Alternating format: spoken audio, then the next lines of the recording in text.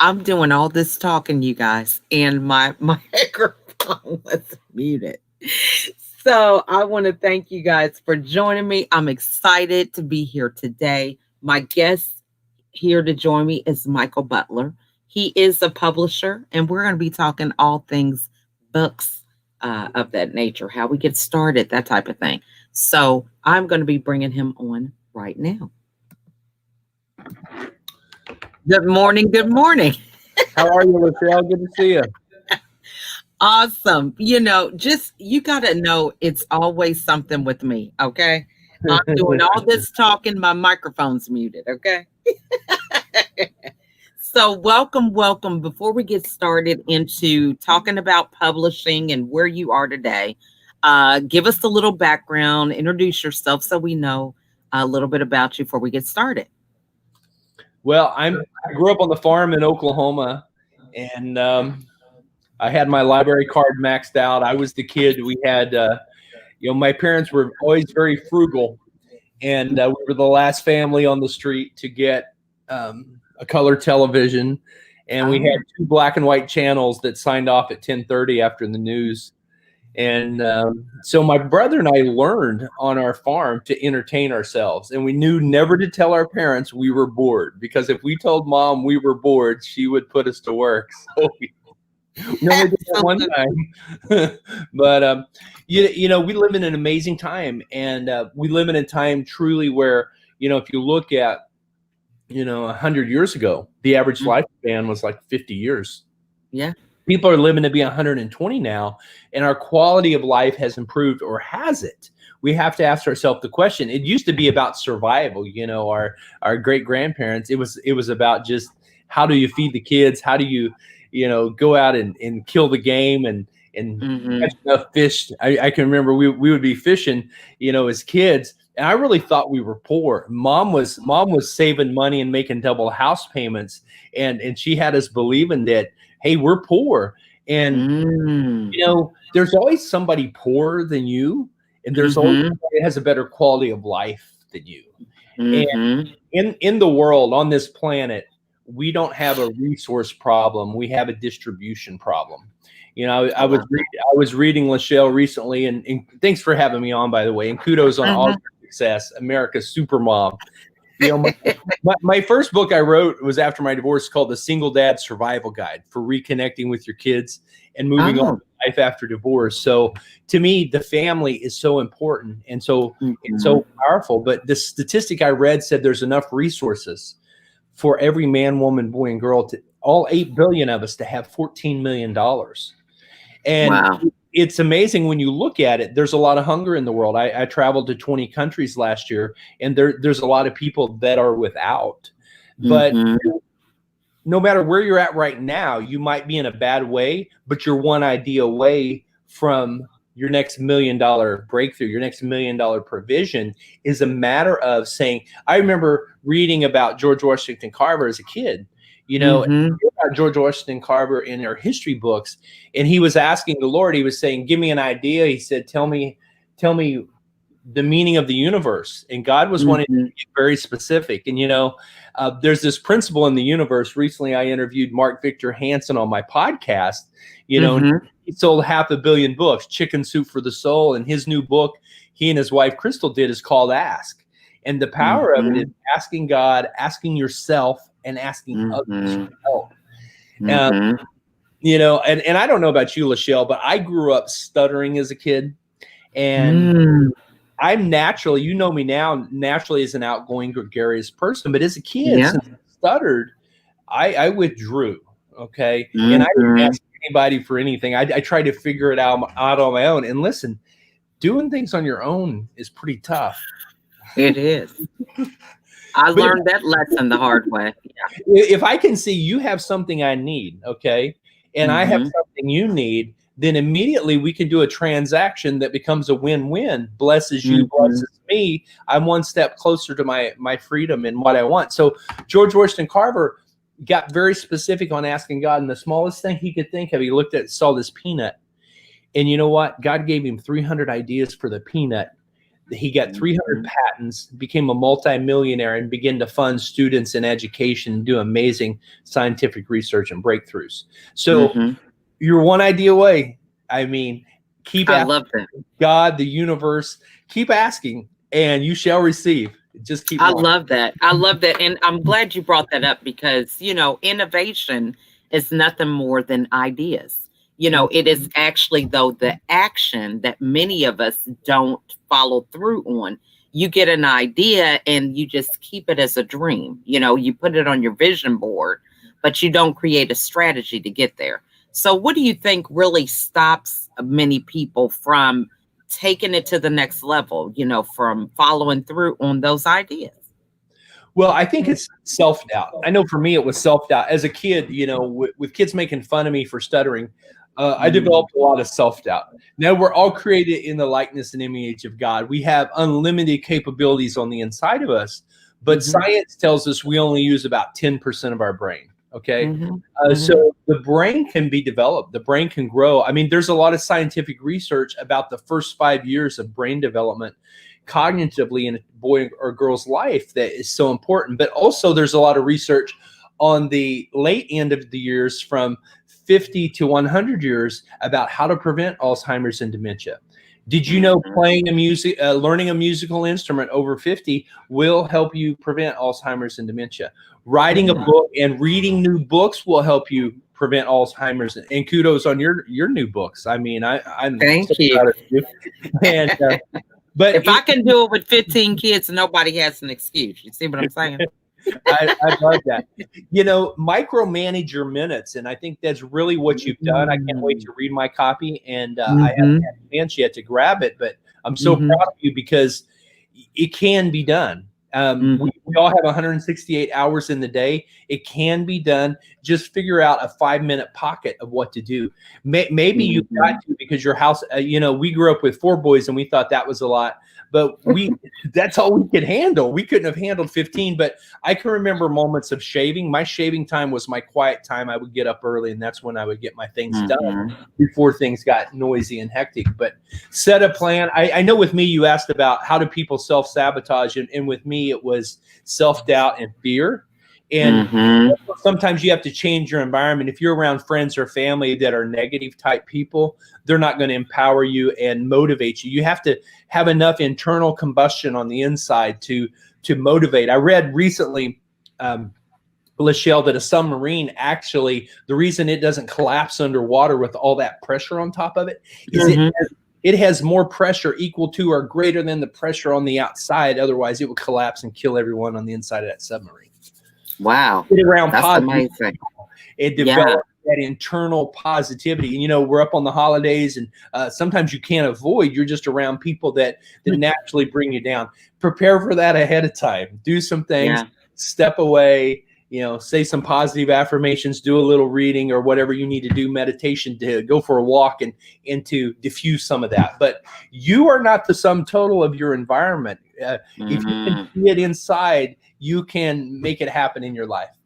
I love that. And you are doing phenomenal things with your publishing, and you've got a podcast. And so talk to the people who are watching about, they're being afraid to share their story. Once you kind of can get things on paper and actually see it, it becomes real. Because a lot of times we have these thoughts in our head and we think, well, that could be good information. I don't know. So walk us through what advice you would give somebody who is on the fence about publishing a story or their story or business tips or whatever it takes, to move forward in their life. Sure. So for, people write books for different reasons. We published 300 authors in the last 3 years. And for a lot of authors, that a lot of people that have been through trauma in their life, writing part of the therapeutic process. I went through a divorce 20 years ago, and I wasn't planning on a divorce. Nobody gets married with the idea, unless you're in Hollywood, that we're going to divorce, and we were married 14 years, but that really threw me. And on top of that, we were in ministry. I was in ministry. So to me, ministry Mm. and marriage were hand in hand. So not Yeah. only did I have a life change, I had a career change. And Mhm. for me, writing was therapeutic. So it was a part of my, I'm going to see this therapist every week about anger management, you know, Mhm. abandonment issues, dealing with all my issues. And it was so for me. At first, I was really angry, but it helped me get my thoughts on paper, and it helped me start Mhm. processing my my healing and my forgiveness. And so that's really Mhm. the first step, taking ownership of my life. Mhm. And there's different types of books. There's memoirs, which are basically your story. Mhm. When it comes to nonfiction book, the number one selling nonfiction books are how-to books. People are saying, how do I Mm. get out of debt? How do I improve my relationships? How do I retire early? How do I start a business? If you can still embed your story and tell your story of what happened. But if Mhm. you embed it into a how-to book, then it can be a bestseller. 3 keys to overcome, 5 pillars of truth I learned during my XYZ, then you've got a bestseller. I love that. And I mean, you make it seem so easy. And I love that part about the self awareness, the Mhm. ownership. So, for somebody who is at that stage, so in your case, you were in ministry and married. Walk us through the process of really having that realization and that truth about what really was happening. Because my husband and I are in ministry. I suffered through depression. I was hospitalized. And then, just that whole thing. Here he is, a pastor. What do I look like being in the hospital? That type of thing. Mhm. So, you have that in your ear as well as your own experience. So, for somebody who's at that juncture, they are tired of the pattern that they've maybe created for themselves and Yeah. they want to have that aha. What did you have to do? Well, I realize this, that pain is a result of an adverse action. So, if I've got my hand on the stove, I'm feeling pain for a reason. If I'm smelling my hand burn, my flesh burn, that's a God-given trigger that I need to take some action to save myself. So Mhm. it might be toxic relationships. It might be toxic self-doubt. It might be situations from the past. So Mhm. I've got to ask myself if I'm in pain, because I was to this point where I was numb, and I Right. went back to my childhood of stuttering and having a lot of rejection in my life is I internalized a lot of that. And the meaning I Mhm. assigned to that was I said, you know what? I'm not worth anything because kids are laughing. Mm. And we all have something that we can go back to. What was your first memory and those kinds of things. But if I'm feeling pain, I've got to take ownership and say, I don't deserve pain. Wait a minute. Right. And the first time you start standing up for yourself, it's a big step, but it's really important. If you grew up in a family where you weren't allowed to speak or allowed to have a voice, it's really important that first of all, you hear yourself and you validate it. And you might, Mm. oh well, if I'm going to forgive and do what the Bible says and just forgive, I've got to ignore what they did to me. You don't ignore it. You have to acknowledge it, and you've got to say to your little Michael self. And here's what my therapist said: you got to forgive little Michael for not standing up for him. And you know what? I just Right. cried, and that was so powerful. That was such a big Mhm. breakthrough when I forgave myself for not speaking up for myself, and I said, wait a minute. I do mean something to God in the universe. I do matter. I'm going to start sticking up Mhm. for myself. And it doesn't mean I became mean or arrogant or Right. egotistical. It means I had boundaries now and I mattered. And that if I'm going to be there for the people in my life, my children, my grandchildren that need me and love me, then I'm going to need to get healthy. And so that's the first step is say, why am I in pain? Okay. Why am I hurting? Okay, they did this, or I have regret because I didn't do this. Okay, now process that and say, okay, let me forgive myself. Can I make amends with them? No, they've already passed away. Okay, let's just give it to God and forgive myself and go. And you go through those relationships in your life and you'll forget about it. And 6 months later, you'll be driving in the car to work or something, and then you'll have an idea. You'll have a memory that triggers from a year ago or a week ago, and you'll be like, oh, why am I feeling that way? And you learn to process it. Why am I feeling that way? Oh, I haven't forgiven. Oh, I should give them a call. And your heart will show you what you need to do to make it right. And Mhm. with some people, they're like, well, it was no big thing. I didn't even think about it. I forgot. And you're like, well, thanks for letting me make the call. It was this way with people in my life. It took a few years, but you know, and I asked for forgiveness with all my kids because, you know, I could have fought harder for my family, even though I was in pain, even though I was numb, even though I was like, okay, I just want to be there for my kids, and this would be the best move for both of us. I had to forgive myself. I love that.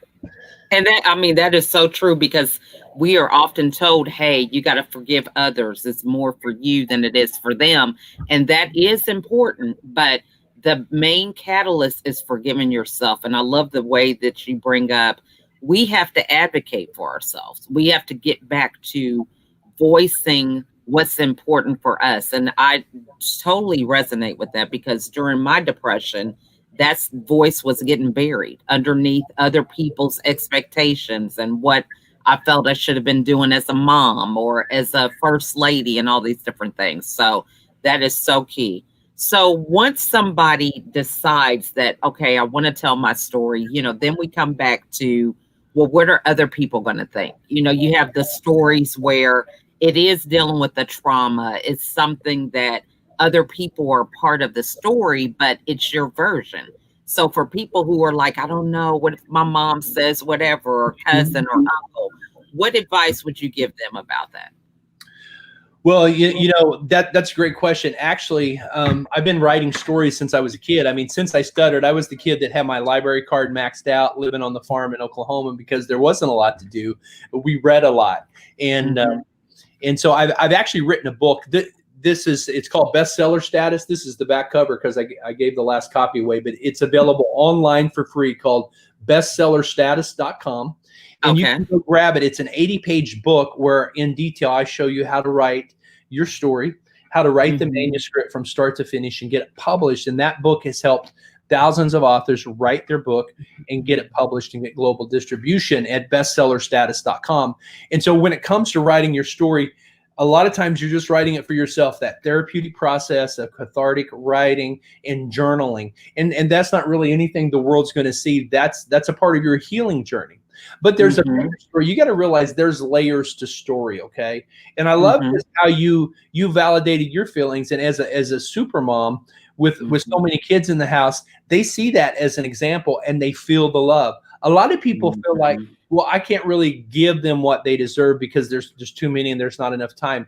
One word of validation and acknowledgement that says, I hear what you're saying, and I want to set up a time to talk about this because I respect your feelings, but now's not a good time. Could we do tomorrow at 5 o'clock? That gives so much validation to that other human being, be they biological or be they a business associate, that helps that relationship so much. So a lot of the things that you're going to journal that are painful, you got to realize that memoirs are the slowest moving category of nonfiction. And you could publish that if you want, but a lot of that's not really for mass consumption because people, when it comes to trauma and tragedy, there's so much of it in our world. People don't have the bandwidth to consume. What they want to consume is one thing in a book that they can do in a short read that's going to give a how-to. And so what I noticed is, first of all, men don't read. Women read 80 to 90% of the book. Right. What I noticed when I went through my divorce is I was looking for resources for single dads. There weren't a lot of resources for single dads. So I said, you know what? I'm going to write the book for single dads. And this became a bestseller and still sells really well around Father's Day and around Christmas for single dads. And it's a resource for them. So if you can solve one problem, yours might be overcoming depression, you know, as the mom. You know, my mom went through depression. It was a major battle. And so she overcame in a big way as well and has shared her story all over the world. So say, what is the one thing that I've overcome that can really empower other people? Yeah, the depression was dark and it was difficult and it was hard, but people need to see the stairway to get out, the elevator to get out themselves. And that's what you're showcasing in a book. You've got all this other stuff in your journal that maybe you never published to. You tell them, yeah, it was tough.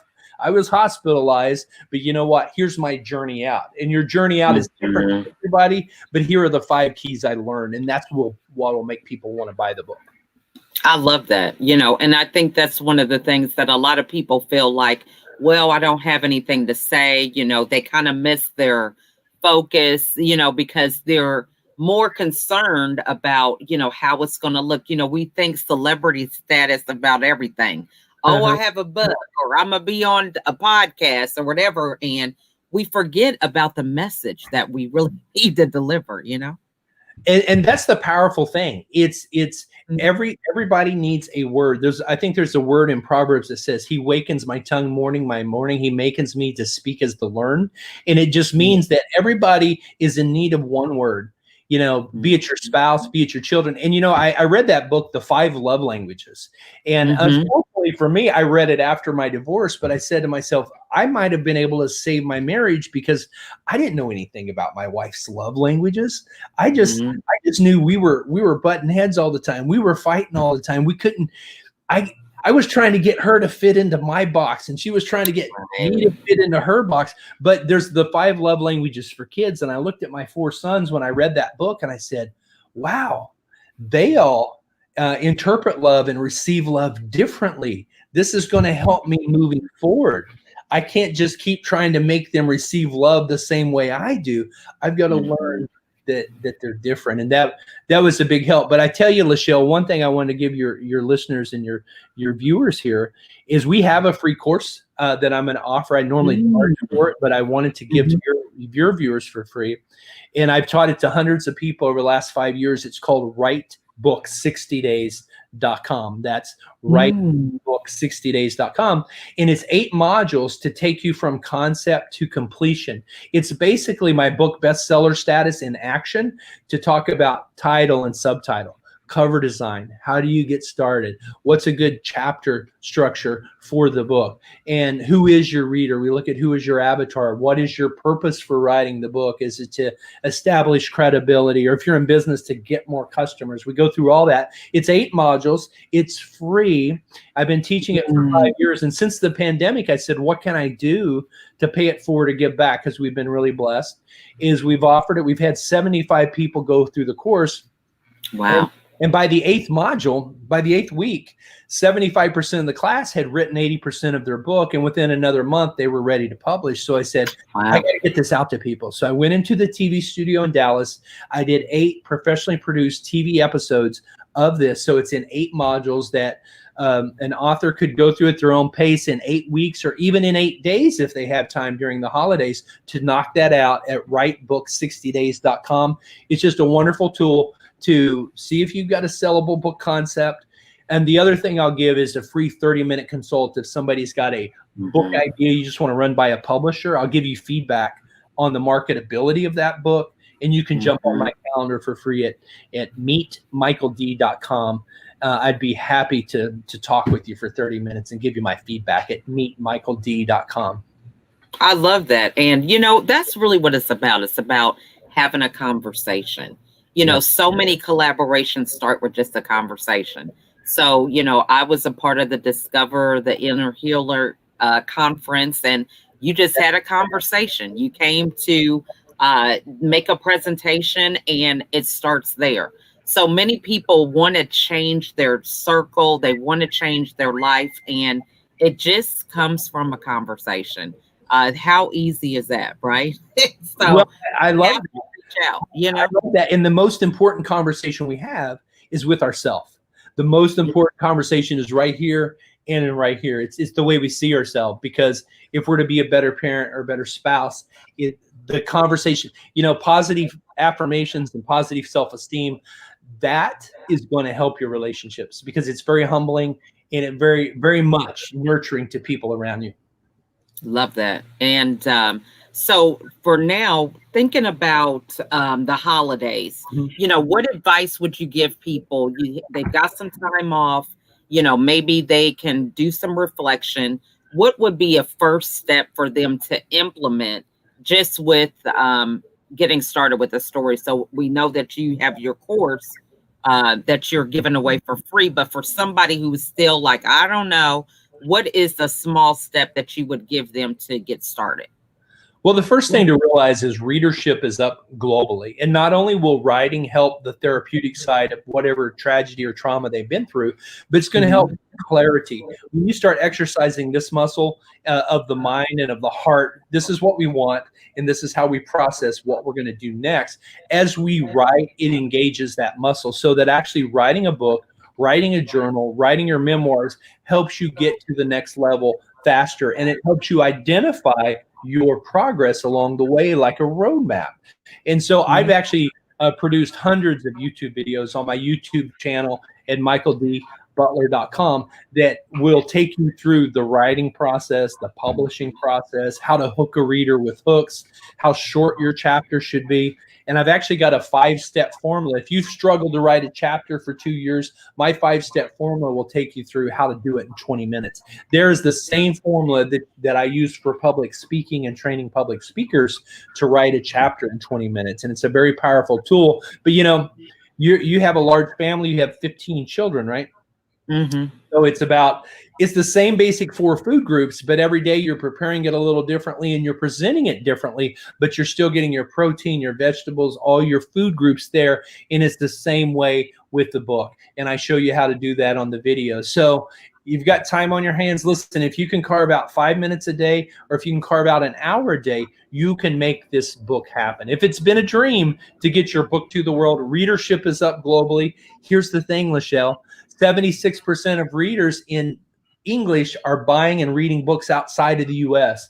So we focus on global distribution. I'll give you the feedback on your book, let you know what I would recommend on updating the title, and then also how to spike more sales by making it more reader centric. I love that. And, you know, so this has just been a great conversation. I encourage you guys to reach out to Michael. He has given us several ways that we can get a hold of him. He's given us content that we can implement. You know, don't just let ideas pass you by without taking action. He has given you a roadmap on how to do that. There's no room for excuses. That's my thing, you know, for 2021. There is not an excuse. If I can do it with 15, you guys have none, right? Not unless you have 20 or 25 kids or something, right? But I encourage you to reach out to him and just have a conversation. That is how these collaborations begin, from just a conversation. So in closing, Michael, what advice do you want to leave the audience with today? I'm going to say the world needs to hear your story. And if it's filled with pain, share that to God, share that to your mentors, share that to your therapists and your counselors. We want to bring it's not a fake face, but it's an authentic face. And we want to do our healing in private. Our family and our children don't always need to know about all of our trauma. They need to know we struggled, but we don't have to take them through that dark night of the soul. We want to heal, and we want to grab our oxygen mask so we can help them, move forward with what they need to move forward for. And I want to say it's really great to be here on America's Supermom. Start telling your story. Start telling, yeah, it was tough, but here's the empowerment step and how I believe in you. If your kids know you believe in you, you know how powerful that is, right? I think the biggest role was when I got to be a soccer coach to my kids one year, to 2 of my kids that played on the team. And I see parenting a lot like a coach. It's correction, but we sandwich it with positivity. Here's how we can improve. Now go out there and get it. I believe in you. And so that's how life is. So you're called to heal people. You're called to make a difference. Your story will make an impact. So start speaking. Find your voice this year. Get on my calendar at meetmichaeld.com and let's talk at michaeldbutler.com. I can't wait to meet you. And Lachelle, I'm so proud of you on your new book, America's Supermom. You're inspiring so many people all over the world. It's been great to be here. Thank you. And we just really have enjoyed this time. And again, I just want to challenge you all to get on his calendar. All it takes is a conversation. From a conversation, it could turn into a book. From a book, it can turn to a speaking event. From a speaking event to a course, to a program. You know, the opportunities are endless. So we want to thank you again, Michael, for your time. I encourage you guys to reach out and have a wonderful, wonderful holiday. And Happy New Year to you. Okay, Michael? Thank you, Lachelle. Merry Christmas. Thanks for having me on. All right. You guys have a great one.